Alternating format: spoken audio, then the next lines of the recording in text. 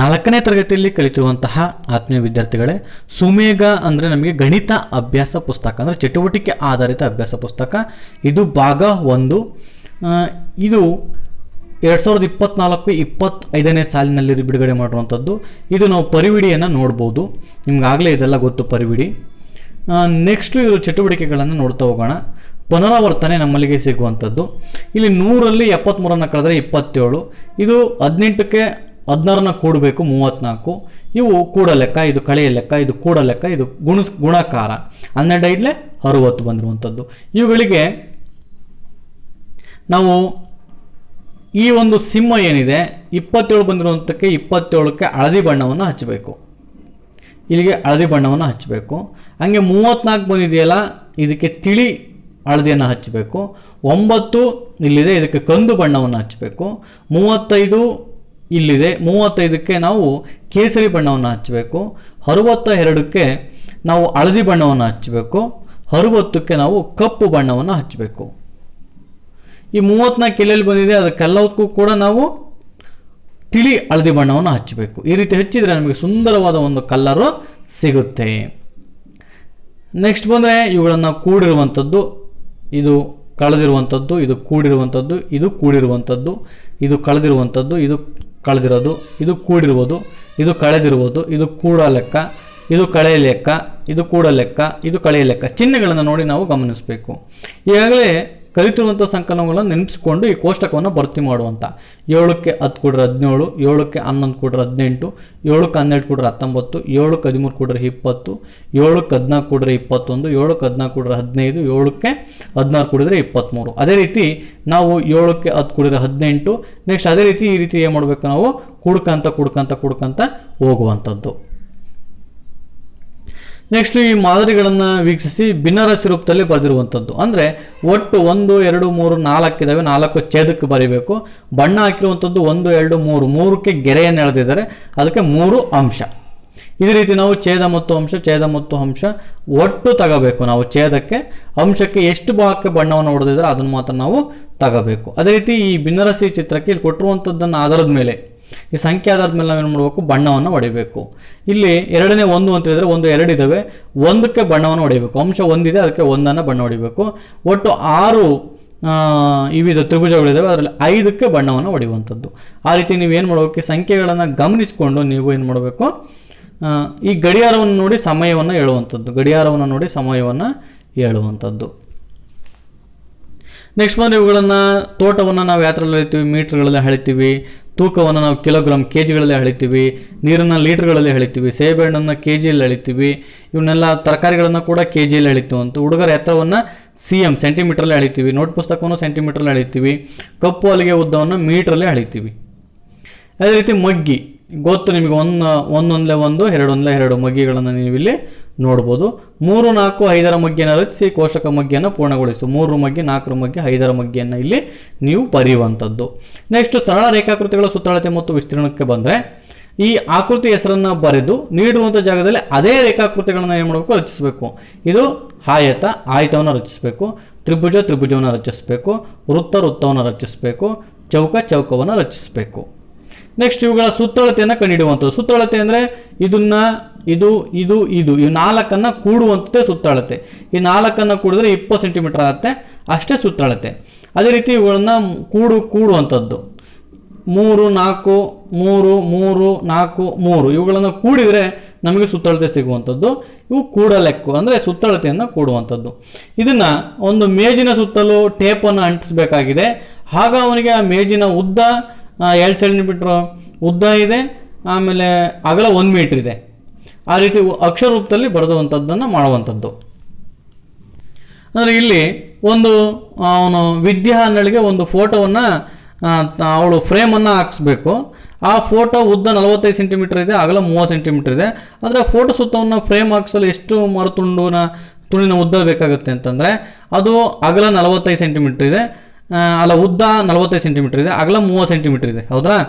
ಇವೆರಡನ್ನು ಏನು ಮಾಡಬೇಕು, ಅದು ಯಾವ ಆಕಾರದಲ್ಲಿದೆ ಪ್ರಾಜೆಕ್ಟು ಫೋಟೋ ಅಂತಂದರೆ ಆಲ್ಮೋಸ್ಟ್ ಅಲ್ಲೂ ಒಂದು ಆಯತ ಆಕಾರದಲ್ಲಿ ಇರ್ತಿತ್ತೆ ಅಥವಾ ಚೌಕಾಕೃತಿಯಲ್ಲಿ ಇರ್ತಿತ್ತೆ. ಈ ಚೌಕ ಅಂತಂದರೆ ಇದು 35 ಐತೆ ಅಂದರೆ ಇದು ಕೂಡ 35 ಇರ್ತೈತೆ. ಇದು ಏನಾದರೂ 40 ಇದೆ ಅಂದರೆ ಇದು ಕೂಡ 40 ಇರುವಂಥದ್ದು. ಅಂದರೆ ಚೌಕಾಕೃತಿಯಲ್ಲಿ ಫೋಟೋ ಇರೋದ್ರಿಂದ ಅದನ್ನು ನಾವು 150 ಸೆಂಟಿಮೀಟ್ರಿಗೆ ಕನ್ವರ್ಟನ್ನು ಮಾಡಿ ಬರೆಯುವಂಥದ್ದು. ಇಲ್ಲಿ ಉದ್ದ ಇಂಟು ಅಗಲವನ್ನು ಗುಣಿಸಿದ್ರು ಕೂಡ ಬರುವಂಥದ್ದು. ನೆಕ್ಸ್ಟ್ ಬಂದರೆ ಆಯತಾಕಾರದ ಮನೆಯನ್ನು ಹುಡುಕುತ್ತಿದ್ರಲ್ಲ, ಅದರಲ್ಲಿ ಕೆಳಕಂಡ ಮನೆಗಳಲ್ಲಿ ಹೆಚ್ಚು ಸುತ್ತಳತೆ ಇರುವ ಮನೆಗಳನ್ನು ಕಂಡುಹಿಡಿಯಿರಿ ಅಂತ ಕೇಳಿರುವಂಥದ್ದು. ಇಲ್ಲಿ 36 ಅಂದರೆ ಉದ್ದ ಇಂಟು ಅಗಲ.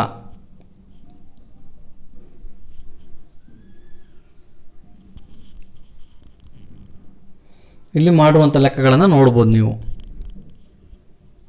ಒಂದು ಆಯತಾಕಾರದ ಮನೆ ಅಂತಂದರೆ ನಿಮ್ಗೆ ಈಗಾಗಲೇ ಗೊತ್ತಿರ್ತೈತೆ, ಆಯತ ಅಂದರೆ ಈ ರೀತಿ ಇರ್ತೈತೆ. ಇದು ಏನಾದ್ರೂ 8 ಇದೆ ಅಂದರೆ ಇದು ಕೂಡ 8 ಇರ್ತೈತೆ. ಇದು 10 ಇದೆ ಅಂದರೆ ಇದು ಕೂಡ 10 ಇರ್ತೈತೆ. ಇವು 4 ಕೊಡುವಂಥದ್ದು, 8 8 ಕೊಡುವಂಥದ್ದು, 10 10 ಕೊಡುವಂಥದ್ದು, 36 ಬರ್ತೈತೆ. ಅದೇ ರೀತಿ ಇವೆಲ್ಲ ಲೆಕ್ಕಗಳನ್ನ ನೀವು ಆ ರೀತಿಯಲ್ಲಿ ಮಾಡಬೇಕು. ಇವುಗಳನ್ನ ನೀವು ನೋಡ್ಬೋದು. ನೆಕ್ಸ್ಟ್ ಇವುಗಳನ್ನು ಎಣಿಸಿ ಬರೆದಿರುವಂಥದ್ದು. ಈಗ ತನ್ನ ಕೈ ಸುತ್ತಳತೆ ಅಂದರೆ ಇಲ್ಲೊಂದು ಕೈ ಇದೆ, ಇಲ್ಲೊಂದು ಕೈ ಇದೆ, ಇವುಗಳನ್ನು ಎಣಿಸಿ ಬರೀಬೇಕು. ಅದರಿಷ್ಟು ದೇಹದ ಭಾಗದ ಸುತ್ತಳತೆ, ಈ ದೇಹದ ಭಾಗ ಅಂದರೆ ಇಲ್ಲಿಂದ ಇಲ್ಲಿಗಾನ ಬರ್ತೈತೆ, ಇದನ್ನು ಎಣಿಸಿ ಎಲ್ಲ ಚೌಕಗಳನ್ನು ಎಣಿಸಿ ಇಲ್ಲಿ ಬರೆಯುವಂಥದ್ದು. ನನ್ನ ಕಾಲುಗಳ ಸುತ್ತಳತೆ, ಇಲ್ಲಿಂದ ಇಲ್ಲಿಗೆ ತನ್ನ ಕಾಲುಗಳನ್ನು ಎಣಿಸಿ ಬರೆಯುವಂಥದ್ದು. ನೆಕ್ಸ್ಟ್ ಅದೇ ರೀತಿ ಇವುಗಳನ್ನು ಎಣಿಸಿ ಬರೆಯುವಂಥದ್ದು. ಇವುಗಳನ್ನು ಎಣಿಸಿ ಬರೆಯುವಂಥದ್ದು. ಇಲ್ಲಿ ನೋಡ್ಬೋದು, ಎಣಿಸಿ ಬರೆದಿರುವುದನ್ನು ನೀವು ಇಲ್ಲಿ ನೋಡ್ಬೋದು. ಇಲ್ಲಿ ಎಣಿಸಿ ಬರೆಯುವಂಥದ್ದು. ನೆಕ್ಸ್ಟ್ ಬಂದರೆ ಈ ಒಳಗಿರುವಂಥ ಚೌಕಗಳನ್ನೆಲ್ಲ ಕಂಪ್ಲೀಟಾಗಿ ಎಣಿಸಿದರೆ 10 ಬರ್ತವೆ. ಅವನ್ನು ಸ್ಕ್ವಯರ್ ಮಾಡಿದ್ರೆ 10 cm ಸ್ಕ್ವಯರ್ ಆಗ್ತವೆ.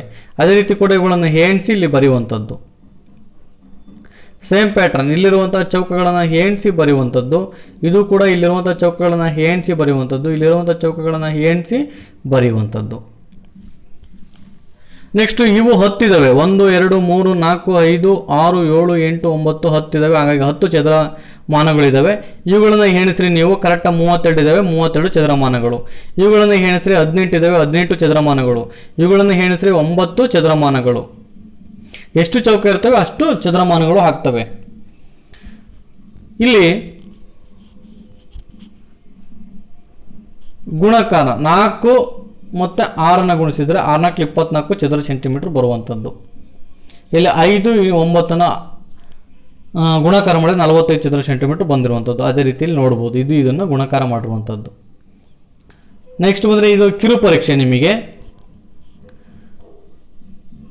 ಇದು ತ್ರಿಭುಜ, ಇದನ್ನು ಚೌಕ ಅಂತ ಬರೀಬೇಕು, ಇದಕ್ಕೆ ವೃತ್ತ ಅಂತ ಬರೀಬೇಕು, ಇದಕ್ಕೆ ಆಯತ ಅಂತ ಬರೀಬೇಕು. ಅಷ್ಟು ಬರೋ ನಿಮ್ಮದು ಮುಗಿದೋಯ್ತು. ಈ ಆಕೃತಿಗಳ ಸುತ್ತಳತೆ ನಾನು ಹೇಳಿದಂಗೆ 3 5 ಮತ್ತು 4 ಕೂಡಿದರೆ ಆಕೃತಿ ಸುತ್ತಳತೆ ಬರ್ತೈತೆ. ಅದೇ ರೀತಿ ಇವುಗಳನ್ನಿರುವಂತಹ ಎಲ್ಲವನ್ನು ಕೂಡ ನಾವು ಕೂಡಿದರೆ ಆ ಒಂದು ಆಕೃತಿಯ ಸುತ್ತಳತೆ ಸಿಗುತ್ತೆ.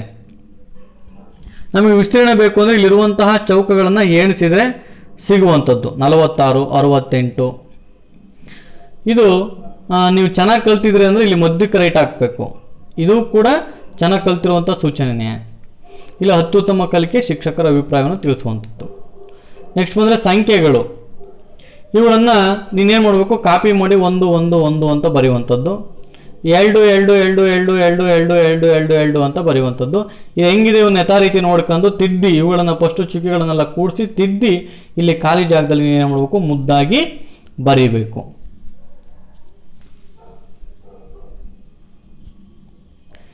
ನೆಕ್ಸ್ಟ್ ಬಂದರೆ ಸರಿಯಾದ ಸಂಖ್ಯೆಗೆ ಮಾದರಿಯಂತೆ ರೈಟ್ ಗುರುತನ್ನು ಹಾಕಬೇಕು. ಅಂದರೆ 1947 ಇಲ್ಲಿದೆ, ಅದಕ್ಕೆ ರೈಟ್ ಹಾಕಿದ್ದಾರೆ. ಹಾಗಾಗಿ ಇಲ್ಲಿ ಅಕ್ಷರ ರೂಪದಲ್ಲಿ ಕೊಟ್ಟಿದ್ದಾರೆ 1047 ಇಲ್ಲಿದೆ, ರೈಟ್ ಹಾಕಬೇಕು. ಇಲ್ಲಿ 9316 ಇದೆ, ರೈಟ್ ಹಾಕಬೇಕು. ಅಲ್ಲಿ ಹೇಳಿಕೆ ರೂಪದಲ್ಲಿರೋಕ್ಕೆ ಅದನ್ನು ನೀಟಾಗಿ ಓದ್ಕೊಂಡು ಅದು ಯಾವ ಸರಿ ಇದೆ ಅದಕ್ಕೆ ಏನು ಮಾಡ್ಬೇಕು, ನಾವು ರೈಟನ್ನು ಹಾಕುವಂಥದ್ದು. ಅಂದರೆ ನಿಮಗೆ ಚಟುವಟಿಕೆ ಆಧಾರಿತವಾಗಿರಲಿ ಅಂತೇಳಿ ಅವ್ರು ಕೊಟ್ಟಿರುವಂಥದ್ದು. ಇಲ್ಲಿ ಇವುಗಳನ್ನು ಅಕ್ಷರ ರೂಪದಲ್ಲಿ ಬರೆಯುವಂಥದ್ದು, ಸಂಖ್ಯೆಗಳನ್ನು ಸಂಖ್ಯಾ ರೂಪದಲ್ಲಿರುವಂಥದ್ದನ್ನು ಪದಗಳ ರೂಪದಲ್ಲಿ ಬರೆದಿರುವಂಥದ್ದು.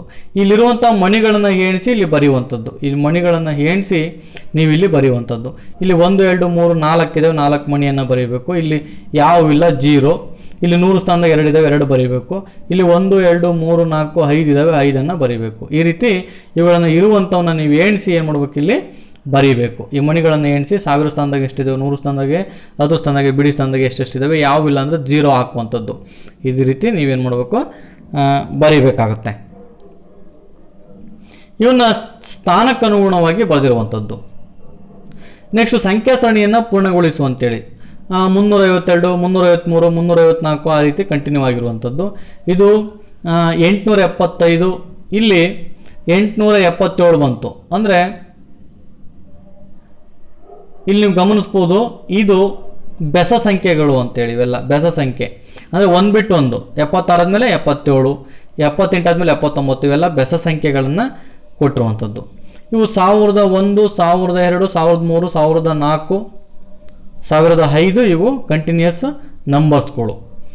ನೆಕ್ಸ್ಟ್ ಬಂದರೆ 22, ಇವು ಸಮ ಸಂಖ್ಯೆಗಳು. ಅಂದರೆ 23 ಆದಮೇಲೆ 24, 4322, 4324, ಇವೆಲ್ಲ ಸಮ ಸಂಖ್ಯೆಗಳು. ಒಂದಾದಮೇಲೆ ಒಂದು ಬರುವಂಥದ್ದು, ಅಂದರೆ ಬೆಸ ಸಂಖ್ಯೆಯನ್ನು ಬಿಟ್ಟು ಸಮ ಸಂಖ್ಯೆಯನ್ನು ಬರೆಯುವಂಥದ್ದು.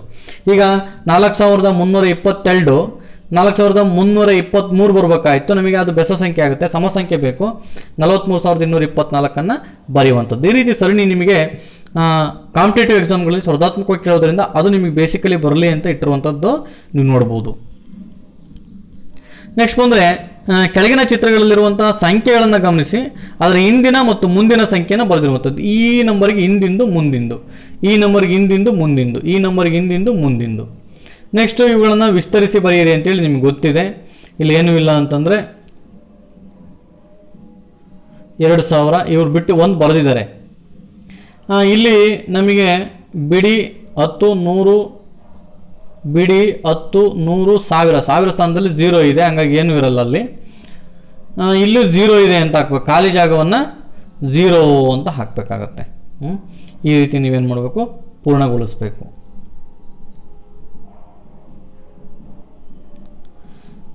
ನೆಕ್ಸ್ಟ್ ಬಂದರೆ ಮುಖಬೆಲೆ ಯಾವಾಗಲೂ ಯಾವ್ದು ರೌಂಡ್ ಅಪ್ ಮಾಡಿರ್ತಾರೆ ಅದೇ ಬೆಲೆನೇ ಮುಖಬೆಲೆ ಆಗಿರ್ತೈತೆ. ಸ್ಥಾನ ಬೆಲೆ ಅಂದರೆ ತನ್ನ ಸ್ಥಾನದಿಂದ ಪಡೆಯುವಂಥ ಬೆಲೆ. ಈಗ ಅದು 10 ಸ್ಥಾನದಾಗಿದೆ, 10 ಅಂದರೆ ಅದಕ್ಕೆ 60, ಅಂದರೆ 10 ಅನ್ನೋವು 6 ಇದ್ದಾವೆ ಅಂತ. ಇಲ್ಲಿ ಮುಖಬೆಲೆ 3, ಬಿಡಿದ ಸ್ಥಾನನೂ 3, ಅಂದರೆ 1 ಅನ್ನೋವು 3 ಇದ್ದಾವೆ ಅಂತ ಅರ್ಥ. ಇಲ್ಲಿ ಬಂದರೆ ಮುಖಬೆಲೆ 8, ಇಲ್ಲಿ ಬಿಡಿ 10, 100, 1000 ಅಲ್ಲ, ಬಿಡಿ 10, 100 ಅನ್ನೋವು ಎಷ್ಟಿದ್ದಾವೆ, 8 ಇದ್ದಾವೆ. 100 ಅನ್ನೋವು 8 ಇದ್ದರೆ 800 ಅಂತ ಹೇಳಿ. ಮುಖಬೆಲೆ 0, ಸ್ಥಾನ ಬೆಲೆನೂ 0, ಅಂದರೆ ಬಿಡಿ ಸ್ಥಾನ ಎಷ್ಟಿರ್ತೈತೆ ಅಷ್ಟೇ ಇರ್ತೈತೆ ಮುಖಬೆಲೆ. ಈಗ ಮುಖಬೆಲೆ 8 ಇದೆ, ಸ್ಥಾನ ಬೆಲೆ ನೋಡಿದರೆ ಬಿಡಿ 10, 100, 1000 ಅನ್ನೋವು 8 ಇದ್ದಾವೆ, ಹಂಗಾಗಿ 8000 ಆಗುವಂಥದ್ದು. ಅದೇ ರೀತಿ ಇವುಗಳನ್ನೆಲ್ಲವೂ ಕೂಡ ನೀವೇನು ಮಾಡಬೇಕು, ಕಂಪ್ಲೀಟನ್ನು ಮಾಡಬೇಕು. ಮುಖಬೆಲೆ ಮತ್ತು ಸ್ಥಾನ ಬೆಲೆ ಸಿಂಪಲ್ ಇದೆ, ನೀವು ಅರ್ಥ ಮಾಡ್ಕೋಬೇಕು ಅವನ್ನ. ನಾನು ಬೆಸ ಸಂಖ್ಯೆ 1000 ಸ್ಥಾನದಲ್ಲಿ 4 ಹೊಂದಿದ್ದೇನೆ. ಈ ಒಂದು ಹೇಳಿಕೆ ಆಧಾರದ ಮೇಲೆ ನಾವೇನು ಮಾಡಬೇಕು, ಸಂಖ್ಯೆಗಳನ್ನು ಇಲ್ಲಿ ನಾವು ಬರೀಬೇಕು. ನೆಕ್ಸ್ಟ್ ಹೆಚ್ಚು ಸೊನ್ನೆಗಳನ್ನು ಹೊಂದಿದ್ದೇನೆ. ಯಾರು? ನಾನು 5000. ಎಲ್ಲ ಸಮ ಸಂಖ್ಯೆಗಳನ್ನು ಹೊಂದಿದ್ದೇನೆ. ಯಾರು? ನಾನು 6, 4, 2, 8 ಎಲ್ಲ ಸಮ ಸಂಖ್ಯೆ, 6428. ನನ್ನ 1000 ಸ್ಥಾನದ ಅಂಕಿ ಬೆಸ ಸಂಖ್ಯೆ ಆಗಿದೆ. 1000 ಸ್ಥಾನ ಅಂದರೆ 7 ಸ್ಥಾನದಲ್ಲಿ ಬೆಸ ಸಂಖ್ಯೆ ಯಾವುದು? 7 ಇದೆ. ಆ ರೀತಿ ಅನ್ನು ಬರೆದಿರುವಂಥದ್ದು. ಇವುಗಳನ್ನು ಏರಿಕೆ ಕ್ರಮದಲ್ಲಿ ಬರೆಯಿರಿ ಅಂತ ಹೇಳಿರುವಂಥದ್ದು. ಏರಿಕೆ ಕ್ರಮ ಮತ್ತು ಅದನ್ನು ಇಳಿಕೆ ಕ್ರಮದಲ್ಲಿ ಬರೆಯುವಂಥದ್ದು. ಏರಿಕೆ ಕ್ರಮ ಅಂತಂದರೆ ಫಸ್ಟು ಚಿಕ್ಕದ್ರಿಂದ ದೊಡ್ಡದಾಗ್ತಾ ಹೋಗುತ್ತೆ. ಇಳಿಕೆ ಕ್ರಮ ಅಂದರೆ ಫಸ್ಟಿಗೆ ದೊಡ್ಡದು ಬರ್ತೈತೆ, ಆಮೇಲೆ ಚಿಕ್ಕದಾಗ್ತಾ ಹೋಗುತ್ತೆ. ಇವುಗಳನ್ನು ನೀವು ಏರಿಕೆ ಮತ್ತು ಇಳಿಕೆ ಕ್ರಮದಲ್ಲಿ ಬರೆದಿರೋದನ್ನು ನೋಡ್ಬೋದು. ಇವುಗಳನ್ನ ಒಂದು ಸ್ವಲ್ಪ ನೀಟಾಗಿ ಗಮನಿಸಿ. ಒಂದೊಂದ್ಸತಿ ನಾವು ಕೂಡ ತಪ್ಪು ಬರೆದಿರುವಂಥ ಚಾನ್ಸ್ ಇರ್ತೈತೆ, ನೀವು ಅದನ್ನು ಸರಿಪಡಿಸ್ಕೋಬೇಕು. ಅಂದರೆ ಏರಿಕೆ ಕ್ರಮ ಅಂದರೆ ಫಸ್ಟ್ ಸಣ್ಣದಿಂದ ದೊಡ್ಡದಾಗ್ತಾ ಹೋಗುತ್ತೆ. ಇಳಿಕೆ ಕ್ರಮ ಅಂದರೆ ಫಸ್ಟು ದೊಡ್ಡದಾಗಿ ಆಮೇಲೆ ಚಿಕ್ಕದಾಗ್ತಾ ಹೋಗುತ್ತೆ. ಇಲ್ಲಿ ಸಂಖ್ಯಾ ಸರಣಿ ಮಾದರಿನ ಪೂರ್ಣಗೊಳಿಸು ಅಂತೇಳಿ ಕೇಳಿರುವಂಥದ್ದು. ಇವು ಕಾಂಪಿಟೇಟಿವ್ ಎಕ್ಸಾಮ್ಗೆ ಭಾಳ ಬೇಕಾಗ್ತವೆ. ಇಲ್ಲಿ ನೋಡಿರಿ 3826ಕ್ಕೆ ಪ್ಲಸ್ 1 ಕೂಡ್ಕೊಂತ ಹೋಗಿರೋದು ಅಂತಂದರೆ ಸೀರಿಯಲ್ ನಂಬರ್ 26, 27, 28, 29, 30, 31, 32 ಆಗಿರುವಂಥದ್ದು. ಸೇಮ್ ಇಲ್ಲೂ ಕೂಡ ಪ್ಲಸ್ 1 ಆಗಿರುವಂಥದ್ದು, ಅಂದರೆ 79, 80, 81, 82, 83 ಆಗಿರುವಂಥದ್ದು. ನೆಕ್ಸ್ಟ್ ಡಿಫ್ರೆನ್ಸ್ 10 ಆಗಿದೆ. ಅಂದರೆ 2620ಕ್ಕೆ ಪ್ಲಸ್ 10 ಕೂಡಿದರೆ 2630, ಮತ್ತು ಇದಕ್ಕೆ 10 ಕೂಡಿದರೆ 26040, 26040ಕ್ಕೆ ಪ್ಲಸ್ 10 ಕೂಡಿದರೆ 2650. ಈ ರೀತಿ ಬಂದಿರುವಂಥದ್ದು. ನೆಕ್ಸ್ಟು 7769ಕ್ಕೆ 10 ಕೂಡಿದರೆ 7779 ಬರ್ತೈತೆ. 7779ಕ್ಕೆ ಮತ್ತೆ 10 ಕೂಡಿದರೆ 7789 ಬರ್ತೈತೆ. ಅದಕ್ಕೆ 10 ಕೂಡಿದರೆ 7799 ಬರ್ತೈತೆ. ಈ ರೀತಿ ಇನ್ಕ್ರೀಸ್ 10 ಆಗಿರುವಂಥದ್ದು. ಸೇಮ್ ಇದೇ ಪ್ಯಾಟರ್ನ್ ಇದು ಕೂಡ 10 ಕೂಡಿರುವಂಥದ್ದು. ಇದಕ್ಕೆ 100 ಕೂಡಿರುವಂಥದ್ದು, ಇದಕ್ಕೆ 50 ಕೂಡಿರುವಂಥದ್ದು, ಈ ಸಂಖ್ಯೆಗೆ 65 ಕೂಡಿರುವಂಥದ್ದು, ಈ ಸಂಖ್ಯೆಗೆ 9 ಕೂಡಿರುವಂಥದ್ದು, ಈ ಸಂಖ್ಯೆಗೆ 49 ಕೂಡಿರುವಂಥದ್ದು, ಈ ಸಂಖ್ಯೆಗೆ 50 ಕೂಡಿರುವಂಥದ್ದು. ಅದು ನಾವು ಡಿಫ್ರೆನ್ಸನ್ನು ಹಿಡ್ಕೊಂಡ್ರೆ ನಮಗೆ ಗೊತ್ತಾಗುತ್ತೆ. ಕೊಟ್ಟಿರುವಂಥ ಸಂಖ್ಯೆ ಹಿಂದಿನ ಮತ್ತು ಮುಂದಿನ ಸಂಖ್ಯೆಯನ್ನು ಬರೆ, ಇದರದ್ದು ಹಿಂದಿಂದು ಇದು ಮುಂದಿಂದು, ಈ ರೀತಿ ನೀವೇನು ಮಾಡಬೇಕು, ಕಂಪ್ಲೀಟ್ ಮಾಡಬೇಕು. ಇವೆಲ್ಲ ನಿಮಗೆ ಸಿಂಪಲ್ ಗೊತ್ತಿರ್ತೈತೆ. ಒಂದು ಸಂಖ್ಯೆಯನ್ನು ಕೊಟ್ಟರೆ ಹಿಂದದ್ದು ಮುಂದದ್ದು ಬರೀತೀರಾ. ಇಲ್ಲಿ ಆ ಅಂಕಿಗಳ ಸ್ಥಾನ ಬೆಲೆಯನ್ನು ಗಮನಿಸುತ್ತಾ ಉತ್ತರ ಕೊಡು ಅಂತೇಳಿ. 987 ಪುಸ್ತಕದಲ್ಲಿ 100 ಪುಸ್ತಕಗಳ ಕಟ್ಟು ಎಷ್ಟಿದ್ದಾವೆ ಅಂತ ಕೇಳಿದ್ದಾರೆ. ಅಂದರೆ ಅಲ್ಲಿ 987 ಇರೋದ್ರಿಂದ ನಮಗೆ ಬಿಡಿ 10 100 100 9 ಇದ್ದಾವೆ, ಹಾಗಾಗಿ 9 ಕಟ್ಟಿದ್ದಾವೆ. 10 ಅನ್ನೋ ಎಷ್ಟಿದ್ದಾವೆ, 8 ಇದ್ದಾವೆ. ಯಾಕೆಂದರೆ 8 10 ಅನ್ನೋವು ಎಷ್ಟಿದ್ದಾವೆ, 8 ಇದ್ದಾವೆ. ಯಾಕೆಂದರೆ ಸ್ಥಾನ 8 ಇದೆ. ಬಿಡಿಗಳು 1 ಅನ್ನೋವು ಎಷ್ಟಿದ್ದಾವೆ, 7 ಇದ್ದಾವೆ. ಒನ್ಸ್ ಅಂದರೆ 1 ಅಂತ ಅರ್ಥ. ಇಲ್ಲಿ 65ರಲ್ಲಿ ಬಿಡಿ 10 ಸ್ಥಾನದಲ್ಲಿ 10 ಅನ್ನೋವು ಎಷ್ಟಿದ್ದಾವೆ, 6 ಇದ್ದಾವೆ. ಹೌದ್ರಾ? ಬಿಡಿ ಪೆನ್ಸಿಲ್ಗಳು 5. ಇಲ್ಲಿ 100 ಅನ್ನೋವು ಎಷ್ಟಿದ್ದಾವೆ, 100 ಸ್ಥಾನದಲ್ಲಿ 4 ಇದ್ದಾವೆ. 10 ಅನ್ನೋವು 10 ಸ್ಥಾನದಲ್ಲಿ ಎಷ್ಟಿದ್ದಾವೆ, 3 ಇದ್ದಾವೆ. ಬಿಡಿ ಅನ್ನೋವು ಬಿಡಿ ಸ್ಥಾನದಲ್ಲಿ ಎಷ್ಟಿದ್ದಾವೆ, 2 ಇದ್ದಾವೆ. ಸೇಮ್ ಅದೇ ಪ್ಯಾಟರ್ನಲ್ಲಿ ಮುಖ ಬೆಲೆ, ಸ್ಥಾನ ಬೆಲೆ. 10 ಸ್ಥಾನದಲ್ಲಿ 9 ಅನ್ನೋವು ಎಷ್ಟಿದ್ದಾವೆ, ಇಲ್ಲಿ ಮುಖ ಬೆಲೆ 9. 10 ಸ್ಥಾನದಲ್ಲಿ 9 ಅನ್ನೋವು ಎಷ್ಟಿದ್ದಾವೆ ಅಂತ ಕೇಳಿದ್ರೆ ಬಿಡಿ 10 100 ಆಗಿರೋದ್ರಿಂದ ಇಲ್ಲಿ 100 ಅನ್ನೋವು 9 ಇದ್ದಾವೆ, ಹಾಗಾಗಿ 900 ಆಗುವಂಥದ್ದು. ಅದೇ ಪ್ಯಾಟರ್ನಲ್ಲಿ ನೀವು ಮುಖ ಬೆಲೆಯನ್ನು ಮಾಡುವಂಥದ್ದು. ನೆಕ್ಸ್ಟ್ ಇದಕ್ಕೆ ಕಿರು ಪರೀಕ್ಷೆ. ಇವುಗಳನ್ನು ಪದಗಳ ರೂಪದಲ್ಲಿ ಬರೆದಿರುವಂಥದ್ದು, ಸಂಖ್ಯೆಗಳನ್ನು ಪದಗಳ ರೂಪದಲ್ಲಿ ಬರೆದಿರುವಂಥದ್ದು. ಇದು ಏರಿಕೆ ಕ್ರಮದಲ್ಲಿ ಬರೆದಿರುವಂಥದ್ದು, ಇದು ಇಳಿಕೆ ಕ್ರಮದಲ್ಲಿ ಬರೆದಿರುವಂಥದ್ದು. ಇಲ್ಲಿ 3ರ ಅಂಕಿಯ ಚಿಕ್ಕ ಸಂಖ್ಯೆ 100, 4 ಅಂಕಿಯ ದೊಡ್ಡ ಸಂಖ್ಯೆ 1000.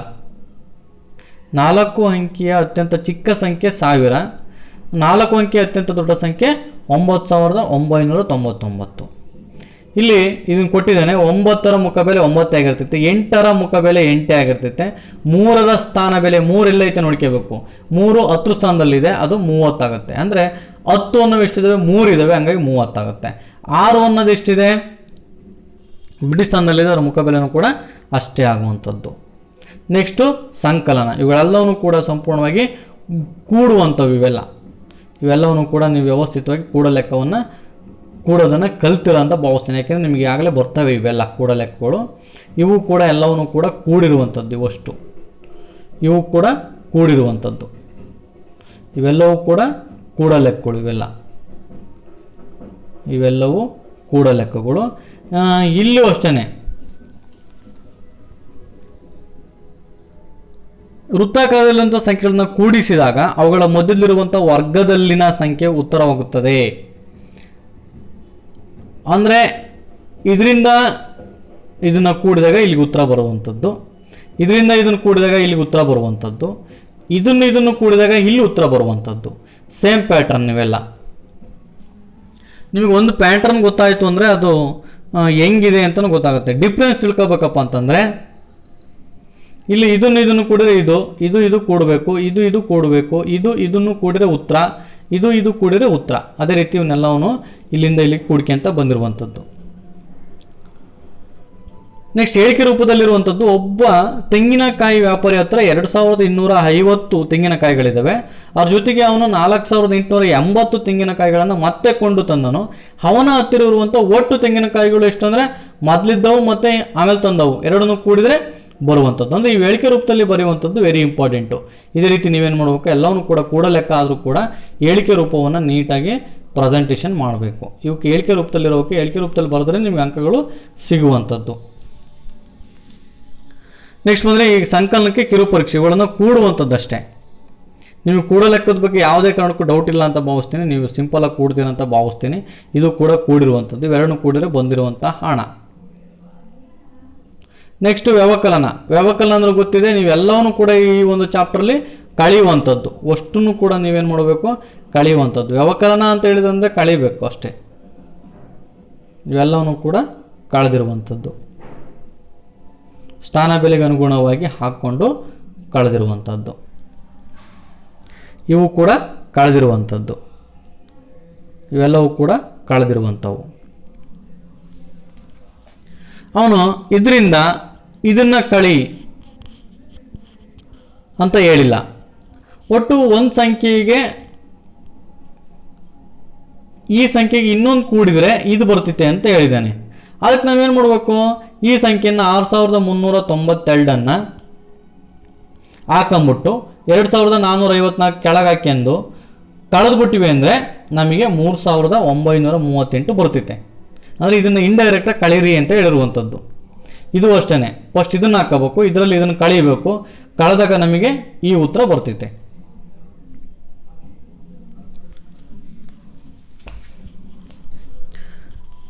ಇವು ಕೂಡ ಕಳೆದಿರುವಂಥದ್ದು. ಅವ್ರ ಮಾದರಿಯಂತೆ ನಾವು ಕೂಡ ಇಲ್ಲಿ ಕಳೆದಿರುವಂಥದ್ದು. ಇವು ಇಲ್ಲಿಗೆ ಸ್ಥಾನ ಬೆಲೆಯನ್ನು ಹಾಕ್ಕೊಂಡು ಕಳೆದಿರುವಂಥದ್ದು. ದಸ್ಗಳನ್ನ ಇಟ್ಕೊಳಕ್ಕೆ ಜಾಗವನ್ನು ಕೊಟ್ಟಿರುವಂಥದ್ದು. ಸೇಮ್ ಮತ್ತೆ ಶಾಲಾ ಮಕ್ಕಳ ಪ್ರವಾಸಕ್ಕಾಗಿ ವಿದ್ಯಾರ್ಥಿಗಳಿಂದ 9975 ರೂಪಾಯಿ ಹಣವನ್ನು ಸಂಗ್ರಹ ಮಾಡುತ್ತಿದ್ದಾರೆ. ಅದಕ್ಕೆ ಪ್ರವಾಸಕ್ಕಾಗಿ ಖರ್ಚಾಗಿದ್ದು 1916 ರೂಪಾಯಿ ಖರ್ಚಾಗುತ್ತೆ. ಎಷ್ಟು ಉಳಿತು ಅಂತ ಇದರಲ್ಲಿ ಇದನ್ನು ಕಳೆದು ಉಳಿದಿರುವಂಥದ್ದು ಅಮೌಂಟು. ಸೇಮ್ ಇದೇ ಪ್ಯಾಟರ್ನಲ್ಲಿ ನೀವೇನು ಮಾಡಬೇಕು, ಲೆಕ್ಕಗಳನ್ನು ಮಾಡಬೇಕಾಗುತ್ತೆ. ಇದು ನೀವು ಇಲ್ಲಿ ನೋಡ್ಬೋದು. ಇವೆಲ್ಲ ಲೆಕ್ಕಗಳು ಅಷ್ಟೇ, ಕಳೆಯ ಲೆಕ್ಕಗಳು. ಇದು ಕೂಡ ಕಳೆದಿರುವಂಥದ್ದು. ಇಲ್ಲಿಗೆ ನೀವೇ ಒಂದು ನಂಬರನ್ನು ಹಾಕಬೇಕು. ನೀವು ಯಾವುದಾರು ಹಾಕ್ಯಬೋದು, 0 ಹಾಕ್ಯಬೋದು. 0 1 ಉಳಿತೈತೆ ಅಷ್ಟೇ. ಇಲ್ಲಿಗೆ ನೀವು 0 ಬರಬೇಕು ಅಂತಂದರೆ ಇಲ್ಲಿ 5 ಹಾಕೇಳಬೇಕಾಗತ್ತೆ. 10 5 5. ಇಲ್ಲಿಗೆ ನಾವು 0 ಬರಬೇಕು ಅಂದರೆ 6 ಹಾಕ್ಯಬೇಕಾಗತ್ತೆ. ಆ ರೀತಿ ನೀವು ಇಲ್ಲಿಗೆ ಎಷ್ಟನ್ನು ಕಳೆದ್ರೆ ಯಾವ್ಯಾವುದು ಇಲ್ಲಿ 6 ಬರ್ತೈತೆ. ಇಲ್ಲಿಗೆ 4 ಬರಬೇಕು ಅಂತಂದರೆ ಸಾಮಾನ್ಯ ಈ ರೀತಿ ನೀವು ಹಾಕೊಂಡು ಮಾಡಿರಿ. ನಾನು 2 ಮಾಡಿದ್ದೀನಿ, ನೀವು ಅದನ್ನು ಟ್ಯಾಲಿ ಮಾಡಿ ಕೇಳ್ರಿ. ನೆಕ್ಸ್ಟು ಕಿರುಪರೀಕ್ಷೆ, ಅದು ಮಿಸ್ಸಾಗಿ ಬಿಟ್ಟಿದ್ದೀನಿ ಅದನ್ನು. ಇವು ವ್ಯವಕಲನ, ನಿಮಗೆ ಕಿರುಪರೀಕ್ಷೆಯನ್ನು ಮಾಡುವಂಥದ್ದು, ಅಕ್ಷರ ರೂಪದಲ್ಲಿರುವಂಥದ್ದನ್ನು ಕೊಟ್ಟಿರುವಂಥದ್ದು. ಇಲ್ಲಿಗೆ ವ್ಯವಕಲನ ಚಾಪ್ಟ್ರು ಮುಗೀತು. ನೆಕ್ಸ್ಟ್ ಗುಣಾಕಾರ ಚಾಪ್ಟ್ರು. ಇವುಗಳನ್ನು ಗುಣಾಕಾರ ಅಂತಂದ್ರೆ ಏನಪ್ಪ ಅಂದರೆ ಸಂಕಲನದ ಪುನರಾವರ್ತಿತ ರೂಪವೇ ಗುಣಾಕಾರ. ಅಂದರೆ ಇವುಗಳನ್ನು ಕೂಡಿದರೆ ಗುಣಾಕಾರ ಬರುವಂಥದ್ದು. ಇಲ್ಲಿ ನೀವು ನೋಡ್ಬೋದು, ಇವೆಲ್ಲ ಗುಣಾಕಾರ. ಇವುಗಳನ್ನು ಕೂಡಿದರೆ 3 + 3 ಕೂಡಿದರೆ 6 ಆಗುತ್ತೆ. 2 ಅನ್ನೋವು ಎಷ್ಟು ಗುಂಪಿದ್ದಾವೆ? 3 ಗುಂಪಿದ್ದಾವೆ. 1 2 3 ಗುಂಪಿದ್ದಾವೆ. ಎಷ್ಟಿದ್ದಾವೆ? 2 ಅನ್ನೋವು 3 ಗುಂಪಿದ್ದಾವೆ. 2 2 3 6. ಆ ರೀತಿ ಗುಂಪುಗಳ ಆಧಾರದ ಮೇಲೂ ಕೂಡ ನಾವು ಇವುಗಳನ್ನು ಮಾಡುವಂಥದ್ದು. ಅಂದರೆ ನಿಮಗೆ ವಸ್ತುಗಳ ರೂಪದಲ್ಲಿ ಮೊದಲು ಹೇಳಿ ಆಮೇಲೆ ಅವರು ಸಂಖ್ಯೆಗಳ ಕಲ್ಪನೆಯನ್ನು ಬಳಸುವಂಥದ್ದು. ಇಲ್ಲಿ ಇವುಗಳನ್ನೆಲ್ಲ ಗುಣಾಕಾರ ಮಾಡುವಂಥದ್ದು. ನೀವೇನು ಮಾಡಬೇಕು ಅಂದರೆ ಇಲ್ಲಿ ಗುಣ್ಯ ಅಂದರೆ 3, ಗುಣಕ ಅಂದರೆ 200, ಗುಣಲಬ್ಧ ಅಂದರೆ 600. ಅದೇ ಪ್ಯಾಟ್ರನಲ್ಲಿ ಗುಣ್ಯ ಅಂದರೆ 50, ಗುಣಕ ಅಂದರೆ 60, ಗುಣಲಬ್ಧ ಅಂದರೆ 300, 20, ಇಲ್ಲಿಗೆ 400, ಇಲ್ಲಿಗೆ 800 ಬರ್ತೀವಿ. ಸೇಮ್ ಪ್ಯಾಟ್ರನಲ್ಲಿ ನೀವು ಬರ್ಕೊಂಡು ಹೋಗಬೇಕು ಅಷ್ಟೇ, ಅದರಲ್ಲಿ ಏನೂ ಇಲ್ಲ.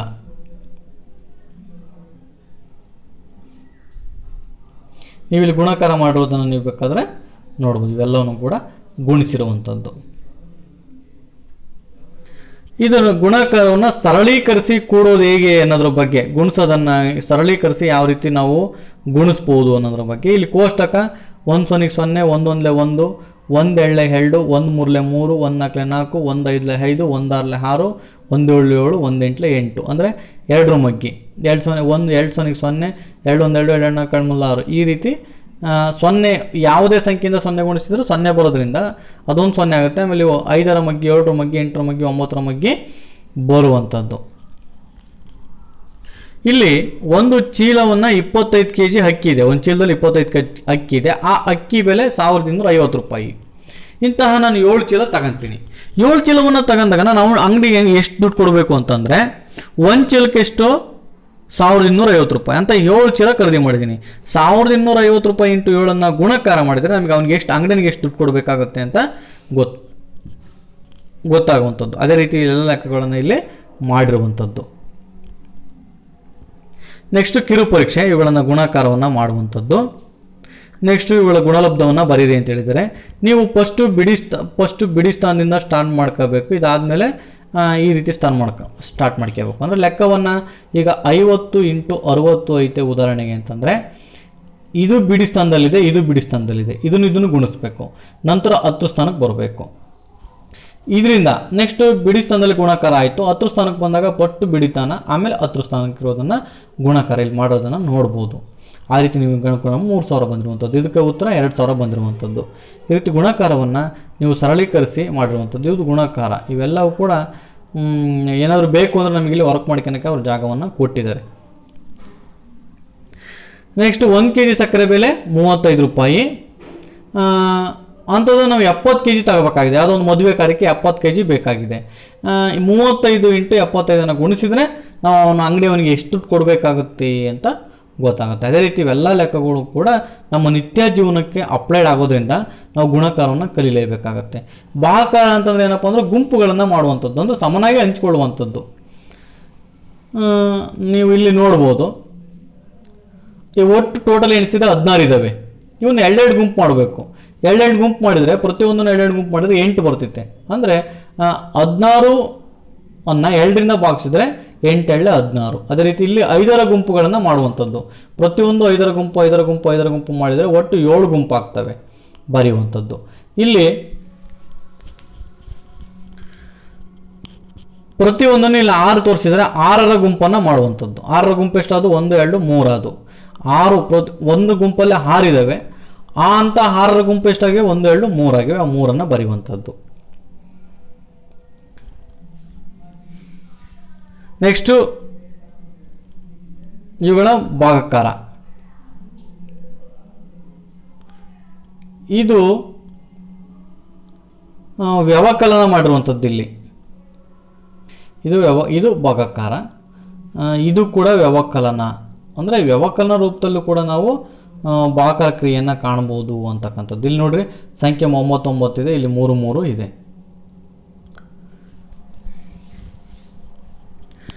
25ರಲ್ಲಿ 5 ಕಳೆದ್ರೆ 20. ಈ 20ಅನ್ನು ಮತ್ತೆ ನಾವು ಇಲ್ಲಿಗೆ ಹಾಕ್ಕೋಬೇಕು.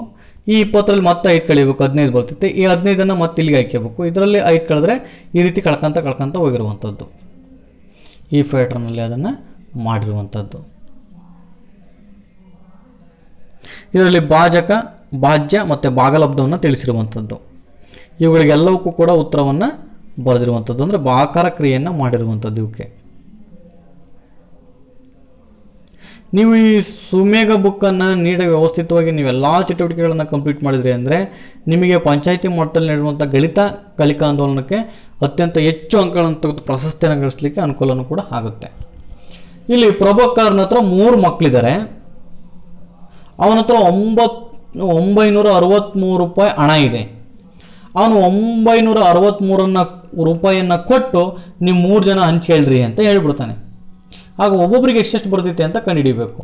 ಅಂದರೆ ಈ 963 ಮಧ್ಯಕ್ಕೆ ಹಾಕ್ಯಂಡು 3 ಜನ ಮಕ್ಕಳು, ಆ 3 ಜನ ಮಕ್ಕಳಿಂದ ಈ ಅಮೌಂಟನ್ನು, ಹಣವನ್ನು ಭಾಗಿಸಿದರೆ ನಮಗೆ ಉತ್ತರ 321 ರೂಪಾಯಿ. ಪ್ರತಿಯೊಬ್ಬರಿಗೆ ಎಷ್ಟು ಬರ್ತೈತೆ? 321 ರೂಪಾಯಿ ಹಣ ಸಿಗುತ್ತೆ. ಅದೇ ರೀತಿ ಇವೆಲ್ಲವೂ ಕೂಡ ಅದೇ ಪ್ಯಾಟರ್ನಲ್ಲಿ ಬರುವಂತಹ ಲೆಕ್ಕಗಳು. ಇದು ಅಷ್ಟೇ. ಕೃಷ್ಣನ ಬಳಿ 200 ಗೋಲಿ. ಎಷ್ಟು ಗೋಲಿ ಇದ್ದಾವೆ? 200 ಗೋಲಿ ಇದ್ದಾವೆ. ಅವನ ಚೀಲ ಎಷ್ಟಿದ್ದಾವೆ? 4 ಚೀಲ ಇದ್ದಾವೆ. ಹಾಗಾದರೆ ಪ್ರತಿ ಚೀಲದಲ್ಲಿರುವಂಥ ಗೋಲಿಗಳ ಸಂಖ್ಯೆ 200 ಗೋಲಿಗಳಿದ್ದಾವೆ. 4 ಚೀಲಕ್ಕೆ ತುಂಬಿದ್ದಾನೆ. ಹಾಗಾದರೆ ಒಂದೊಂದು ಚೀಲದಲ್ಲಿ ಎಷ್ಟಿದ್ದಾವೆ? ಈ ಚೀಲಗಳ ಸಂಖ್ಯೆ 4, ಅವನು ಇರುವಂಥ ಗೋಲಿಗಳು 200. ಇದನ್ನು ನಾವು 4ರಿಂದ ಭಾಗಿಸಿದರೆ ಒಂದೊಂದು ಚೀಲಕ್ಕೆ 50 ಗೋಲಿಗಳನ್ನು ತುಂಬಿದ್ದಾನೆ ಅಂತ ನಮಗೆ ಗೊತ್ತಾಗುತ್ತೆ. ಅದೇ ಪ್ಯಾಟರ್ನ್, ಸೇಮ್ ಪ್ಯಾಟರ್ನಲ್ಲೇ ಬರುವಂಥ ಎಲ್ಲ ಲೆಕ್ಕಗಳು ಕೂಡ ಸೇಮ್ ಪ್ಯಾಟರ್ನಲ್ಲಿ ಬರುವಂಥವು. ನೆಕ್ಸ್ಟ್ ಈ ಭಾಗಾಕಾರ ಕ್ರಿಯೆಯ ನಾನು ಹೇಳ್ದಂಗೆ ಇಲ್ಲಿ 2 ಇದೆ. ಪ್ರತಿಯೊಂದನ್ನು 2 ಗುಂಪು ಮಾಡಬೇಕು. 2 ಗುಂಪು ನೀಟಾಗಿ ಮಾಡಿದ್ರಿ ಅಂದರೆ ನಿಮಗೆ ಕರೆಕ್ಟಾಗಿ 9 ಗುಂಪುಗಳು ಆಗ್ತವೆ. ಇಲ್ಲಿ 6ರ ಗುಂಪನ್ನು ಮಾಡಬೇಕು. 3, 3, 6 ಗುಂಪು, 3, 3, 6 ಗುಂಪು, 3, 3, 6 ಗುಂಪು, ಇಲ್ಲಿ 3, 3, 6 ಗುಂಪು, ಒಟ್ಟು 4 ಗುಂಪುಗಳು ಆಗ್ತವೆ. ಇಲ್ಲಿ ಭಾಗಾಕಾರ ಮಾಡಿರುವಂಥದ್ದನ್ನು ನೀವು ನೋಡ್ಬೋದು. ಇಲ್ಲಿ ಭಾಗಾಕಾರ ಮಾಡಿರೋದನ್ನು ನೀವು ನೋಡ್ಬೋದು. ಇಲ್ಲಿ ಒಂದು ಶಾಲಾ ಕೈತೋಟದಲ್ಲಿ 80 ಹೂವಿನ ಸಸಿಗಳಿದ್ದಾವೆ. ಒಂದೊಂದು ಕುಂಡಕ್ಕೆ ಎಳ್ಳೆಳ್ಳು ಗಿಡ ಇಟ್ಟರೆ ನಮಗೆ ಎಷ್ಟು ಕುಂಡಗಳು ಬೇಕು ಅಂತ. ಇರುವಂಥ ಸಸ್ಯಗಳು 80. ಒಂದು ಕುಂಡ್ಲಿಗೆ 2 ಸಸ್ಯನ ಹಾಕ್ತೀವಿ. ಹಾಗಾದರೆ ಒಂದು ಕುಂಡ್ಲಕ್ಕೆ 2 ಸಸ್ಯ ಹಾಕ್ತೀವಲ್ಲ, ಅವೆರಡರಿಂದ 80 ಭಾಗಿಸಿದರೆ ಬರುವಂಥ ಉತ್ತರ 40 ಕುಂಡಗಳು ನಮಗೆ ಬೇಕಾಗ್ತವೆ. ಅದೇ ಪ್ಯಾಟರ್ನಲ್ಲಿ ಇವುಗಳನ್ನು ಲೆಕ್ಕಗಳನ್ನು ಮಾಡುವಂಥದ್ದು. ಇದು ನೀವು ಹೆಂಗೆ ಕಲ್ತಿದ್ದೀರ ಅನ್ನೋದನ್ನು ಶಿಕ್ಷಕರು ಹೇಳುವಂಥದ್ದು. ನೆಕ್ಸ್ಟ್ ವೃತ್ತಗಳು ಬಂದರೆ, ನಿನ್ನ ಸುತ್ತಮುತ್ತ ವೃತ್ತಗಳನ್ನು ಹೋಲುವಂತಹ ವಸ್ತುಗಳಿದ್ದಾವೆ. ಈಗ ಬೈಕಿನ ಚಕ್ರ, ಬಸ್ಸಿನ ಚಕ್ರ, ಆಟೋ ಚಕ್ರ ಇವನ್ನೆಲ್ಲ ನೋಡಿದ್ವಿ. ನಾವು ಬಳಸುವಂಥ ನಾಣ್ಯಗಳು, ಕಾಯಿನ್ಗಳೆಲ್ಲ ಕೂಡ ವೃತ್ತಾಕಾರದಲ್ಲಿರುವಂಥದ್ದು. ನೀವು ಕುಂತಂತಹ ಕೇರಮ್ ಪಾನ್ಗಳು ಕೂಡ ರೌಂಡು. ಆಮೇಲೆ ರೌಂಡ್ ಟೇಬಲ್ ಇರ್ತೈತೆ. ನೀವು ಊಟ ಮಾಡುವಂಥ ತಟ್ಟೆ ವೃತ್ತಾಕಾರದಲ್ಲಿ ಇರ್ತೈತೆ. ಲಂಚ್ ಬಾಕ್ಸು, ಇನ್ನೂ ನೀವು ನಿಮಗೆ ಗೊತ್ತಿರುವಂಥವನ್ನ ಭಾಳಷ್ಟನ್ನು ಅಲ್ಲಿ ಬರಿಬೋದು. ಇಲ್ಲಿಗೆ ಒಂದು ವೃತ್ತವನ್ನು ರಚಿಸು ಅಂತ ಹೇಳಿದರೆ, ಒಂದು ಬಳೆಯನ್ನು ಇಟ್ಕೊಂಡ್ಬಿಟ್ಟು ನೀನು ಏನು ಮಾಡಬೇಕು, ವೃತ್ತವನ್ನು ರಚಿಸಬೇಕು. ಭಾಳ ಸುಂದರವಾಗಿ ಬರ್ತೈತೆ. 2 ರೂಪಾಯಿ ನಾಣ್ಯವನ್ನು ಇಟ್ಟು ನೀನು ವೃತ್ತವನ್ನು ರಚಿಸಬೇಕು. ಇಲ್ಲಿ 1 ರೂಪಾಯಿ ನಾಣ್ಯವನ್ನು ಇಟ್ಟು ವೃತ್ತವನ್ನು ರಚಿಸಬೇಕು. ಈ ಆಕೃತಿಗಳನ್ನು ಹೆಸರಿಸುವಂಥದ್ದು. ಇಲ್ಲಿ ಅವರು ಪಿ ಅಂತ ಕೊಟ್ಟಿದ್ದಾರೆ, ನಿನಗೆ ಓ ಅಂತ ಕೊಡ್ಬೋದು. ವ್ಯಾಸವನ್ನು ಹೇಳಿರಿ ಅಂತ ಹೇಳಿದರೆ, ಇಲ್ಲಿಂದ ಹೇಳಿದ್ರೆ ವ್ಯಾಸ. ತ್ರಿಜ್ಯ, ಕೇಂದ್ರ, ವೃತ್ತದ ಕೇಂದ್ರ ಬಿಂದುವಿನಿಂದ ಒಂದು ಪರಿಧಿಗೆ ಹೇಳಿದ್ರೆ ಅದು ತ್ರಿಜ್ಯ. ಅದೇ ರೀತಿ 5 ಸೆಂಟಿಮೀಟರ್ ಇರುವಂಥ ವೃತ್ತವನ್ನು ರಚಿಸು ಅಂತ ಹೇಳಿದರೆ, 5 ಸೆಂಟಿಮೀಟರ್ ಇರುವಂಥ ವೃತ್ತವನ್ನು ನೀನು ಮಾಡಬೇಕು. ಒಂದು ತ್ರಿಜ್ಯವನ್ನು, ನಿನಗೆ ಇಷ್ಟವಾದ ತ್ರಿಜ್ಯವನ್ನು ತೆಗೆದುಕೊಂಡು ವೃತ್ತ ರಚಿಸು ಅಂತೇಳಿ. 5 ಸೆಂಟಿಮೀಟರ್ ಇದೆ ಅಂದರೆ ಕೇಂದ್ರ ಬಿಂದುವಿನಿಂದ ಸ್ಕೇಲಲ್ಲಿ 5 ಸೆಂಟಿಮೀಟರ್ ನಮ್ಮ ಕೈವಾರವನ್ನು ಇಟ್ಕೊಂಡು ಒಂದು ವೃತ್ತವನ್ನು ರಚಿಸುವಂಥದ್ದು. ಇವುಗಳನ್ನು ಹೇಳುವಂಥದ್ದು. ವೃತ್ತ ಕೇಂದ್ರ ಎಷ್ಟಿದೆ? 1 ಇದೆ. ತ್ರಿಜ್ಯ ಎಷ್ಟಿದ್ದಾವೆ? 1 ಅಲ್ಲ, ಇಲ್ಲಿಂದ ಇಲ್ಲಿಗೆ 1, 2 ಮತ್ತು ಇಲ್ಲಿಂದ ಇಲ್ಲಿಗೆ 3 ಇರುವಂಥದ್ದು. 3 ವ್ಯಾಸ ಏಕೆ ಹೇಳಿದ್ರೆ ಒಂದು ಗೆರೆ ಒಂದೇ ಹೊಂದಿರುವಂಥದ್ದು. ನೆಕ್ಸ್ಟ್ ಅದೇ ರೀತಿ ಇಲ್ಲಿ ಇರುವಂಥ ತ್ರಿಜ್ಯಗಳನ್ನು ಹೆಸರುಗಳನ್ನು ಇಲ್ಲಿ ಬರೆದಿರುವಂಥದ್ದು. ಅಂದರೆ MO ಇಲ್ಲಿದೆ, ಇಲ್ಲಿದೆ MO. ಆಮೇಲೆ OZ ಇಲ್ಲಿದೆ 4ನೇದು, OZ ಇಲ್ಲಿದೆ. ಆಮೇಲೆ YO ಇಲ್ಲಿದೆ, YO ಇಲ್ಲಿದೆ. ಈ ರೀತಿ ವ್ಯಾಸಗಳು 2 ಇದ್ದಾವೆ. ಯಾವ್ಯಾವ ಅಂದರೆ B ಇಂದ Cಗೆ 1 ವ್ಯಾಸ, Y ಇಂದ Zಗೆ 1 ವ್ಯಾಸ. ಮತ್ತು ನೀನು ವೃತ್ತಾಕಾರದಲ್ಲಿ ನಿನ್ನ ಶಾಲಾ ಸುತ್ತಮುತ್ತ ಏನಾದರೂ ವೃತ್ತಾಕಾರದ ವಸ್ತುಗಳನ್ನು ಯಾವ್ಯಾವ ನೋಡಿಯಾ ಅಂತಂದರೆ, ಟೇಬಲ್ಲು, ಕುರ್ಚಿ, ಪಾಟು, ಮಡಿಕೆ, ಗಡಿಯಾರ, ಇನ್ನೂ ನೀನು ಬೇರೆ ವಸ್ತುಗಳನ್ನು ನೋಡಿದರೆ ಬರಿಬೋದು. 2 ಸೆಂಟಿಮೀಟರ್ ಇರುವಂಥದ್ದು ಅಂದರೆ ನೀನು ಸ್ಕೇಲನ್ನು ಒಂದು ಕೇಂದ್ರ ಬಿಂದುವಿಗೆ ಇಟ್ಕೊಂಡು 2 ಸೆಂಟಿಮೀಟರ್ ಸ್ಕೇಲ್ದಲ್ಲಿ ತಗೊಂಡು ಕೈವಾರ ಸಹಾಯದಿಂದ ಏನು ಮಾಡಬೇಕು, ನೀನು ವೃತ್ತವನ್ನು ರಚಿಸಬೇಕು. 3 ಸೆಂಟಿಮೀಟರ್ ಇರುವಂಥ ತ್ರಿಜ್ಯ ಇರುವಂಥದ್ದು, ಇಲ್ಲಿಂದ ಇಲ್ಲಿಗೆ 3 ಸೆಂಟಿಮೀಟರ್ ಇಟ್ಕೊಂಡು ಒಂದು ತ್ರಿಜ್ಯವನ್ನು ರಚಿಸುವಂಥದ್ದು. ತ್ರಿಜ್ಯದ ಮೂಲಕ ವೃತ್ತವನ್ನು ರಚಿಸುವಂಥದ್ದು. ಮತ್ತು ನೀನು ವೃತ್ತಾಕಾರದಲ್ಲಿ ನೋಡಿರುವಂಥ ವಸ್ತುಗಳನ್ನು ಇಲ್ಲಿ ಬರೀಬೇಕು. ಇದು ನಿನಗೆ ಕಿರು ಪರೀಕ್ಷೆ. ಸ್ವಂತಕ್ಕೆ ನೀನೇನು ಮಾಡಬೇಕಲ್ಲಿ ಬರೀಬೇಕು. ಇಲ್ಲಿ ಕೆಳಗಿನ ಭಾಗಗಳನ್ನು ಹೆಸರಿಸಬೇಕು. ವೃತ್ತ ಕೇಂದ್ರದ ಹೆಸರು ಏನಿದೆ? ಇ ಅಂತ ಕೊಟ್ಟಾರೆ. ತ್ರಿಜ್ಯಗಳು ಎಷ್ಟಿದ್ದಾವೆ? ಇ ಇಂದ ಎಫ್ಗೆ 1 ಇದೆ. ಆಮೇಲೆ ಸಿ ಇಂದ ಇಗೆ 1 ಇದೆ. ಆಮೇಲೆ ಡಿ ಇಂದ ಇಗೆ 1 ಇದೆ. ಇವು ತ್ರಿಜ್ಯ. ವ್ಯಾಸ ಎಷ್ಟಿದೆ? ಸಿ ಇಂದ ಡಿಗೆ ಒಂದೇ ಒಂದು ಹೇಳಿದ್ರೆ ಅದು CD. ಇಲ್ಲಿ 3.5 ಸೆಂಟಿಮೀಟರ್ ತ್ರಿಜ್ಯದ ಮೂಲಕ ನೀನೇನು ಮಾಡಬೇಕು, ಒಂದು ವೃತ್ತವನ್ನು ರಚಿಸಬೇಕು. ಇದು ನಿನ್ನ ಕಲಿಕಾ ಪಯಣ. ಮಾನಸಿಕ ಲೆಕ್ಕಗಳು ಅಂದರೆ ನೀನು ಮನಸ್ಸಿನಲ್ಲೇ ಕೂಡಿ ಹೇಳಬೇಕು. ಇವೆರಡು ಕೂಡಿದರೆ ಇದು ಬರ್ತಿತ್ತೆ, ಇವೆರಡು ಕೂಡಿದರೆ ಇದು ಬರ್ತಿತ್ತೆ, ಇವೆರಡು ಕೂಡಿದರೆ ಈ ಸಂಖ್ಯೆ ಬರ್ತಿತ್ತೆ. ಅದೇ ರೀತಿ ಇವೆರಡು ಕೂಡಿದರೆ ಇದು, ಇವೆರಡು ಕೂಡಿದರೆ ಇದು, ಇವೆರಡು ಕೂಡಿದರೆ ಇದು, ಇವೆರಡು ಕೂಡಿದರೆ ಇದು, ಇವೆರಡು ಕೂಡಿದರೆ ಇದು, ಇವೆರಡು ಕೂಡಿದರೆ ಇದು, ಈ ರೀತಿ ಮತ್ತೆ ಇವೆರಡು ಕೂಡಿದರೆ ಇದು, ಇವೆರಡು ಕೂಡಿದರೆ ಇದು, ಇವೆರಡು ಕೂಡಿದರೆ ಇದು. ಈ ರೀತಿ ಲೆಕ್ಕಗಳನ್ನು ಮಾಡುವಂಥದ್ದು. ಇಲ್ಲಿ ಅವರು ಬಂದುವಂಥ ಉತ್ತರಗಳ ಆಧಾರದ ಮೇಲೆ, ಅವು ಹೇಳಿರುವಂಥ ಬಣ್ಣಗಳ ಆಧಾರದ ಮೇಲೆ ಈ ನವಿಲುವಿಕೆ ಚಿತ್ರವನ್ನು ಹೊಡೆದಿರುವಂಥದ್ದು. ಇವೆಲ್ಲ ನೀನು ಮಾನಸಿಕವಾಗಿ ಕೂಡೋದು, ಕೂಡೋದು, ಕೂಡೋದು, ಕೂಡೋದು, ಕೂಡೋದು, ಇವು ಮಾನಸಿಕ ಕೂಡ ಲೆಕ್ಕಗಳು. ಇವೆಲ್ಲವೂ ಕೂಡ ಮನಸ್ಸಿನಲ್ಲಿ ಕೂಡಬೇಕು. ಅಂದರೆ ನಿಮಗೆ ಫಾಸ್ಟಾಗಿ ಮನಸ್ಸಿನಲ್ಲಿ ಲೆಕ್ಕ ಹಾಕಿನಕ್ಕೆ ಬರಬೇಕು ಅನ್ನೋದರಿಂದ ಉದ್ದೇಶದಿಂದ ಮಾನಸಿಕ ಲೆಕ್ಕಗಳನ್ನು ಇಲ್ಲಿ ಮಾಡಿರುವಂಥದ್ದು. ಇವುಗಳನ್ನು ಕೊಟ್ಟಿರುವಂತಹ ಆಧಾರದ ಮೇಲೆ ನಾವೇನು ಮಾಡಬೇಕು, ಲೆಕ್ಕಗಳನ್ನು ಮಾಡಬೇಕು. ಅಂದರೆ ಅವ್ರು ಹೇಳಿಕೆ ರೂಪದಲ್ಲಿ ಏನು ಕೊಟ್ಟಿದ್ದಾರೆ, ಏನು ಕಂಡುಹಿಡಿದೆ ಅಂತ ಹೇಳಿದರೆ ಅದನ್ನು ನಾವಿಲ್ಲಿ ಕಂಡುಹಿಡಿಬೇಕು. ನೆಕ್ಸ್ಟ್ ಕಿರು ಪರೀಕ್ಷೆ. ಇವು ಕೂಡೋದು, ಕೂಡಿರೋದು, ಕೂಡು ಕೂಡು ಕೂಡು ಕೂಡು ಕೂಡು ಕೂಡು ಕೂಡು ಕೂಡು ಕೂಡಿರುವಂಥದ್ದು. ಇದು ಕೂಡ ಕೂಡಿರುವಂಥದ್ದು, ಇದು ಕಳೆದಿರುವಂಥದ್ದು, ಇದು ಗುಣಕಾರ, ಇದು ಕಳೆಯ ಲೆಕ್ಕ, ಇದು ಗುಣಕಾರ, ಇದು ಗುಣಕಾರ.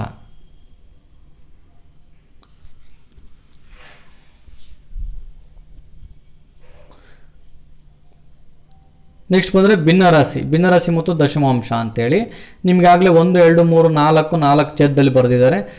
ಇದಕ್ಕೆ ಗೆರೆ ಎಳೆದಿರೋದು ಒಂದನ್ನು ಅಂಶದಲ್ಲಿ ಬರೆದಿದ್ದಾರೆ. ಅದೇ ರೀತಿ ಇಲ್ಲಿ ನೋಡಿರ್ಬೋದು ನೀವು ಇನ್ನೊಂದು ರೀತಿ ತೋರಿಸಿದ್ದಾರೆ. ವೃತ್ತವನ್ನು ಎಳೆದಿದ್ದಾರೆ, ಇದಕ್ಕೆ 4 ಎಳೆದು 4 ಭಾಗವನ್ನು ಮಾಡಿ ಒಂದು ಭಾಗಕ್ಕೆ ಬಣ್ಣವನ್ನು ಹೊಡೆದಿದ್ದಾರೆ. ಇದು ಅರ್ಧ ವೃತ್ತ 4 3. ಇಲ್ಲಿ ನಾವು ಅದೇ ರೀತಿ ಬಣ್ಣವನ್ನು ಹಚ್ಚಬೇಕು. ಇದು ಒಟ್ಟು ಎಷ್ಟಿದ್ದಾವೆ ಇವು 1 2 3 4 5 6 7 8 ಇದ್ದಾವೆ. 8 ಛೇದಕ್ಕೆ ಬರ್ತಿತ್ತೆ. ಗೆರೆ ಎಳೆದಿರೋ ಎಷ್ಟಿದ್ದಾವೆ 1 2 3 4 ಇದ್ದಾವೆ. 4ಅನ್ನು ಬರೆಯುವಂಥದ್ದು. ಅದೇ ರೀತಿ ನೀನು ಒಂದು ಚೌಕವನ್ನು ಹಾಕಿಬಿಟ್ಟು 8 ಚೌಕಗಳನ್ನು ಮಾಡಬೇಕು. 8 ಚೌಕದಲ್ಲಿ 4ಕ್ಕೆ ಬಣ್ಣವನ್ನು ಹೊಡೆಯುವಂಥದ್ದು. ಸೇಮ್ ಇದೇ ರೀತಿ ನೀವೇನು ಮಾಡಬೇಕು, ಅವ್ರು ಎಷ್ಟು ಕೇಳಿದ್ರೆ ಅಷ್ಟಕ್ಕೆ ಬಣ್ಣವನ್ನು ಹೊಡೆಯಬೇಕು. ನೀನು ಇದೇ ಚಿತ್ರ ಬಿಡಿಸ್ಬೇಕು ಅಂತೇನಿಲ್ಲ, ನೀನು ಬೇರೆ ಬೇರೆ ಚಿತ್ರವನ್ನು ಬಿಡಿಸ್ಬೇಕು. ಇದಕ್ಕೆ ನೀನು ಚೌಕವನ್ನು ಬಿಡಿಸಿ ಒಂದು ಸತಿ ಎಳೆದ್ಬಿಟ್ಟು 1 2 ಇದ್ದಾವೆ, ಒಂದಕ್ಕೆ ಬಣ್ಣ ಹೊಡೆದ್ರು ಈ ರೀತಿಯೂ ಚೌಕಾಕೃತಿಯನ್ನು ನಾವು ಬರೀಬೋದು. ಇವ್ರು ಬರೆದಿರಲ್ಲ ಇದೇ ಪ್ಯಾಟರ್ನಲ್ಲಿ. ಇದಕ್ಕೆ ವೃತ್ತ, ಇದನ್ನು ಕೂಡ ನಾವು ಚೌಕದಲ್ಲಿ ಬರೆದಿರುವಂಥದ್ದು. ಅಂದರೆ 4 1 2 3 4 ಇದ್ದಾವೆ, 2ಕ್ಕೆ ಬಣ್ಣ ಹೊಡಿಬೇಕು. ಇದು ಒಂದಕ್ಕೆ ಗೆರೆ ಎಳೆದಿನಿ ನೋಡಿರಿ. ಅದೇ ಪ್ಯಾಟರ್ನಲ್ಲಿ ಇವಕ್ಕೂ ಕೂಡ ಬಣ್ಣವನ್ನು ಹಚ್ಚಬೇಕು. ಅವ್ರು ಎಷ್ಟು ಭಾಗ ಕೇಳಿದರೆ 3 ಭಾಗ ಬಣ್ಣ ಹಚ್ಚಬೇಕು. 3 ಭಾಗ ಬಣ್ಣ ಹಚ್ಚುವಂಥದ್ದು. ಇಲ್ಲಿ 2 ಭಾಗ ಬಣ್ಣ ಹಚ್ಚಬೇಕು. ಅಂಶದಾಗ ಎಷ್ಟು ಹೇಳಿದರೆ ಅಷ್ಟು ಭಾಗ ಬಣ್ಣ ಹಚ್ಚಬೇಕು. ಇಲ್ಲಿ ಕೂಡ 2 ಭಾಗ ಬಣ್ಣ ಹಚ್ಚಿರುವಂಥದ್ದು. ಇವನ್ನ ಸೇಮ್ ಪ್ಯಾಟರ್ನಲ್ಲಿ ಮಾಡಿರುವಂಥದ್ದು. ಅಂದರೆ ನಿಮಗೆ ಭಿನ್ನರಾಶಿ ಅನ್ನೋದು ಕೂಡ ಕಠಿಣ ಆಗದ ರೀತಿಯಲ್ಲಿ ಹೇಳ್ಕೊಡಲಿಕ್ಕೆ ಅವರು ಪ್ರಯತ್ನವನ್ನು ಮಾಡಿರುವಂಥದ್ದು ಇಲ್ಲಿ ನೋಡ್ಬೋದು. ಇವು ಸಮಾನ ಭಿನ್ನರಾಶಿಗಳನ್ನು ಮಾಡಲಿಕ್ಕೆ ನಾವು ಅವುಗಳನ್ನು ಇದು ಬಾಕ್ಸ್ ಇರುವಂಥದ್ದು. ಉದಾಹರಣೆಗೆ ಇಲ್ಲಿ 12 ಹೆಂಗೆ ಬಂತು ಸಾರ್ ಅಂತ ಕೇಳ್ಬೋದು ನೀವು. ಹೌದ್ರಾ? 5 2 10, 6 12. ಇಲ್ಲಿ ನೋಡ್ರಿ 3 5 15, 4 5 20. 1 ಬಂತು, ಇಲ್ಲಿ 2 ಹೆಂಗಾಯಿತು? 10 1 10, 10 2 20. ಈ ರೀತಿ ಅವರು ಒಂದು ಸ್ವಲ್ಪ ಡಿಫ್ರೆನ್ಸ್ ಮಾಡಿ ಕೇಳಿದರೆ ಇವು ಕೂಡ ಇಂಪಾರ್ಟೆಂಟ್ ಆಗ್ತವೆ. ಇವೆಲ್ಲ ದಶಮಾಂಶ ಭಿನ್ನರಾಶಿಗಳು. ಇವುಗಳನ್ನು ಆಧಾರದ ಮೇಲೆ ನಾವು ಕೋಷ್ಟಕದ ಆಧಾರದ ಮೇಲೆ ಇವುಗಳನ್ನು ಏನು ಮಾಡಬೇಕು, ನಾವು ಸಮಾನ ಭಿನ್ನರಾಶಿಗಳಿಗೆ ಸೂಚುವಂಥವುಗಳಿಗೆ ಬಣ್ಣಗಳನ್ನು ತುಂಬು. ಸಮಾನ ಭಿನ್ನರಾಶಿಗಳು ಯಾವ್ಯಾವ ಬರ್ತವೆ ನೋಡ್ರಿ, ಇವೆಲ್ಲ 72ನೇ 4, 18ನೇ 6, 2ನೇ 2, 6ನೇ 2, 3ನೇ 1, ಇವೆಲ್ಲ ಸಮಾನ ಭಿನ್ನರಾಶಿಗಳೇ. 3ನೇ 2, 6ನೇ 4, 18ನೇ 12, 72ನೇ 48, ಇವೆಲ್ಲವೂ ಕೂಡ ಸಮಾನ ಭಿನ್ನರಾಶಿಗಳಿಗೆ ಬಣ್ಣವನ್ನು ತುಂಬುವಂಥದ್ದು.